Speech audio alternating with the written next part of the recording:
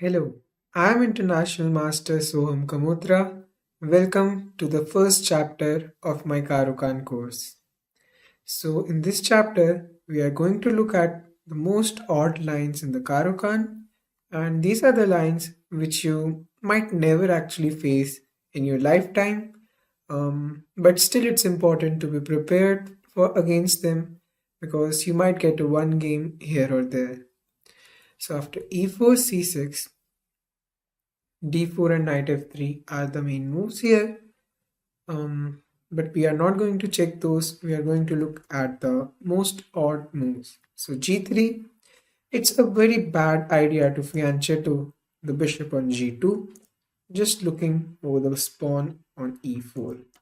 So here we can just play d5 after bishop g2. We grab the central pawn on e4.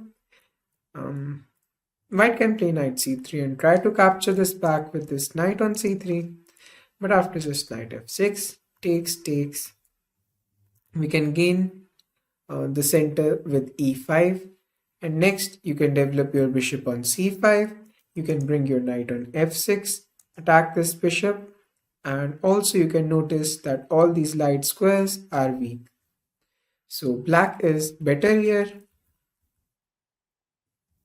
Let's go back. So after d4, white can also take bishop e4 directly, but our strategy still remains the same. We gain the tempo over the bishop, white retreats, and we take the center with e5. Let's say white plays d3. We play bishop c5, putting our bishop on this active diagonal. White plays knight d2, and now we just castle.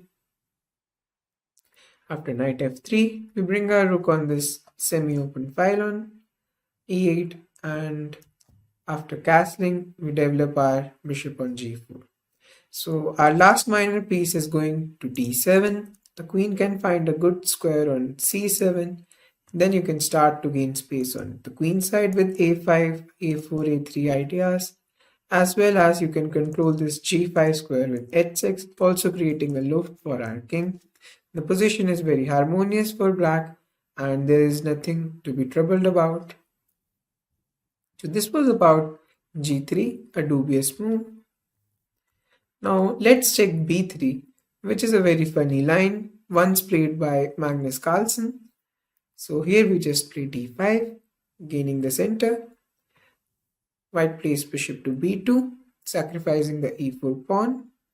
We help ourselves for it, and after knight c3, knight f6, we start to stick to the pawn on e4, and we don't let white take it very easily from us.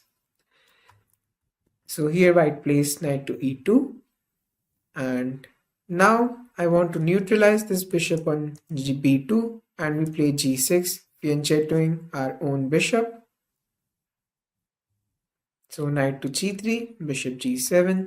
White finally regains his pawn back, but now we can just castle short, and as you can see, white has wasted a lot of time in capturing this pawn back, and next we can play h5, h4, driving this piece back. Our bishop can land on f5, forcing white to make a decision with this knight on e4, and then we can develop our knight on d7 as well. Black is simply slightly better here. So going back, white can also play queen to e2, try to win this pawn this way, and also prepare long castling. So this is a pure gambit line which you might face in blitz, but after just bishop f5, let's say f3, ef3, knight f3, white has just given up a full pawn for no compensation, as after knight to d7, we don't even face any developmental issues. And just be mindful that don't take this pawn on c2, since after d3, it traps our bishop on c2. So if you are just careful about these little tricks, you're good to go, and black is just a pawn up with a better position. So now let's move on to knight c3, d5. Of course, here d4 transposes into the classical main line of the Caro-Kann, which will be covered in the upcoming chapters. Here we are going to check d3, queen f3, and queen to e2. As you can see, all of these moves are not really very challenging. So let's say white plays d3. Here we play knight to f6. White tries to play e5, gaining space, but we counteract it with d4. If this knight moves anywhere on the board, then there is queen to a5 check, winning the pawn on e5, and white will have nothing to show for it. So he must take on f6, and we can take back on c3. If white takes, then we can take back on f6. We have a more harmonious pawn structure, as black only has 2 pawn islands, whereas white is having 3 pawn islands. So after d4, bishop d6, normal development, and here you can see that after c5, knight c6, black has finally managed to develop all his pieces. Our queen is going to c7, this rook can come to this open file. This bishop can either reroute itself to g6 and to trade for this bishop, the strong bishop, or it can also come to b7 while playing b6. So many ideas to play for here. It's a rich position, but I really like black's chances here. So going back, there is also queen to e2. Again, not a great move. You can just play d4, and this knight really lacks a good square on e2. And also you can see that this bishop is suddenly blocked by its own queen. So here white should go knight d1, and you can just play e5. White can try to play it in King's Indian style structure, but it's really slow, as we'll see. We'll gain center with c5, d3, knight c6, f4, and bishop d6. So black has gained all this space, and white still has nothing to show for it except this arrangement of pieces on its first rank. So white tries to play knight f3, we play knight e7, and as you can see, black's position is very solid. White doesn't really want to take on e5, since after knight e5, we'll get a lovely outpost for our pieces on e5, whereas white would have loved if this knight had been on e2 instead of d1, so it can go to f4 and maybe jump to d5 on a good day. But that's not possible, and the knight on d1 is completely dominated because of her pawn on d4. Also, if white plays f5, then you can see, because we have not castled yet, we can just delay the castling and actually just go to the queen side. And there will be no pawn storm on the king side because our king comfortably sits on the c8 square. Next, you can even tuck it to safety over a8, play rook c8, and try to push this pawn on the queen side. Black is simply better here. So there is also queen to f3, which makes a bit more sense. But again, after d4, well, knight e2 is stupid as it blocks white's own bishop. White can take this chance to play bishop c4, attacking this knight, attacking this pawn on f7, and then this knight can retreat to e2. So we play knight f6. Again, if white goes knight to e2, we can play knight d7. Please note that knight d4 is not dangerous, since after knight e5, we are likely to win back the material with interest. So knight e2 is not great. Instead, white should play e5. Using the fact that this knight is immobile because f7 is hanging, thanks to the queen on f3 and the bishop on c4, we'll play knight d7, a fantastic idea. The point is after ef6, we want to play knight e5 and attacking white's queen and simultaneously attacking the bishop. So white queens move back to e2. Now we can comfortably trade. Maybe white can include this move in between attacking our rook, but this changes nothing, and eventually we will reach this position, and after a move like queen a5, black is ready to play bishop e6, maybe castle long, and that will hinder white from castling long himself. Also, whenever white castles short, then he has to deal with this move of rook g8. Our rook will be actively placed over this open file. Also, the fact that black has double bishops over an open board doesn't really cheer white up. So I'd also like to show you a trick. Let's say let's say white plays a move like bishop e3, you play bishop e6, and white tries to move his queen to king side like queen h4.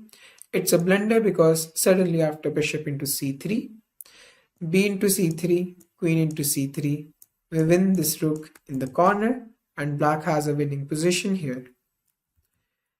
So this was about this line with knight c3. And now let's move on to the move c4. So this is somewhat similar to Panov, and white's idea is that after d5, cd. Okay, first of all, it's important to mention that ED-CD d4 transposes into the future chapter of Panov bot winning system. It usually arises after the second move d4 from white. So e4, c6, d4 here, and after d5, white takes and plays c4. So this is the more popular move order, although it can arise from this structure as well. And after here cd, cd, ed, and knight f6, we are likely to regain this pawn back, although white has some avenues in order to create a bit of trouble for us. Let's say white plays knight to c3, then we can go ahead and capture back on d5. Now the dynamics have shifted. We are going to play against this Isoloni on d file, and I think this position is very comfortable for black as we have already maintained a blockade on d5. Let's see how the play can continue. White plays knight to f3. Here we play knight to c6, developing our knight. And if white plays bishop to c4, putting pressure over this knight on d5, this is not really challenging since after knight b6, bishop has to retreat back. Let's say it goes to b3. Then before playing e6 and locking our bishop on c8, we can first play bishop f5 and then continue with e6.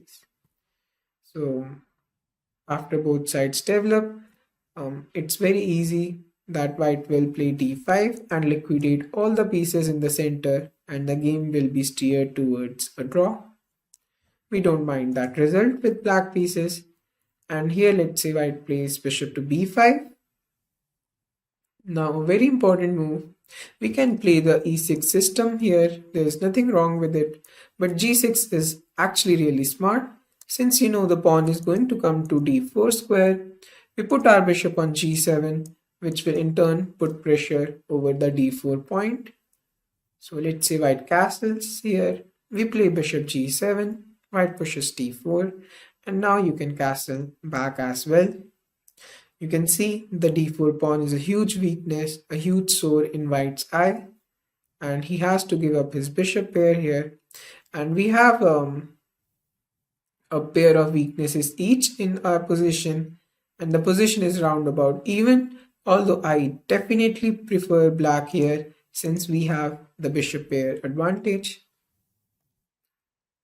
That was about bishop c4. There's also this move bishop to b5, which can be challenging as it pins our knight on c6, but it doesn't matter since we continue with g6 anyways, putting our bishop on g7, and it is perfectly placed looking at the pawn on d4 in the future. Let's say white plays queen to a4. There is nothing wrong with a move like knight b6, sacrificing the pawn after bishop c6, bc6, queen c6. We can just play bishop to d7, and next we can develop. We have double bishop advantage here, and yes, we have sacrificed a pawn, but black has full compensation for it. So, but I understand that everyone doesn't feel quite comfortable while sacrificing material. So I gave you an alternate with queen to d6, which is absolutely fine for black as well. And here white can try to harass our queen a bit, but this will result into nothing, since after maybe first queen to e6, pinning this knight, white tries to unpin it, and then you come to d7, and after knight c5, queen to c7. We are ready to drive these knights back with e6 and h6, and then black will have a wonderful position and there will be nothing to be worried about. So that was about knight to c3. There's also this move, bishop to b5 check. It's not really a great move, since after knight d7, knight c3, you can harass the bishop with a6. Once it retreats, it's time to play b5 and try to snuggle up this pawn with bishop e7, knight b6. If necessary, you can play b4, drive one of its defenders away and win it back. So you're almost guaranteed to get your pawn back, and then it will be a normal position. We'll play against the isolated pawn. So there's also queen to a4. This used to be tricky back in the days when engines doesn't used to be that strong, but nowadays this line is almost extinct, since it promises black a better position. And here you can play knight to d7. A sample line goes as knight c3. You can just develop with g6. You can see the highlighted ideas here. Firstly, you want to finish your development on the king side. Once your king is secure on g8, then you can play a6, b5, bishop b7, and try to round up this pawn on d5. So here after knight f3, bishop g7, bishop to c4, we play a6. b5 is not yet a threat, since after d3, if you play b5, white can take bishop into b5, and because this knight is pinned and also this pawn is pinned, we can't capture back and white is winning here. So don't hurry with b5. Instead, first castle, and now we have a sneaky little threat. Let's say white is not aware and he castles back. Now you can play b5 absolutely, because after, let's say, bishop b5, you have this lovely move, intermediate move, knight to b6, defending our rook on a8 and also attacking the queen on a4. So on castles b5, white has to take knight into b5, and here also knight b6 works, and you can next take a into b5, winning a piece in return. So this is not great for white. Instead, he should move his queen here with queen to a3, prophylaxis against b5. And here again, b5 runs into bishop b5. So we just play b6. Firstly, we'll develop our bishop on b7 and then kick the c4 bishop with b5. And you can bring your knight to b6. And finally, we'll have enough attackers to capture back the pawn on d5. Let's say castles, bishop b7, rook e1, b5, bishop b3, and at the moment this pawn is hanging, but you can just play rook to e8. With knight b6 next, you are guaranteed to win the pawn back on d5. A move like d6 can be met with this crazy little move, queen to b6. You might think that we are losing this pawn on e7, but there is a bigger fish to fry here. b4 is forking the knight and the queen, giving black a winning position. So that was it about this chapter. Here I covered all the odd moves, all the second rare moves that white has at its disposal, and none of them are challenging, and you might not ever face them in your tournament practice, but it's still good to know what you are going to do against them. You might face them in some blitz or rapid chess. So yeah, let's move on to the next chapters. I hope you enjoyed this one. Goodbye.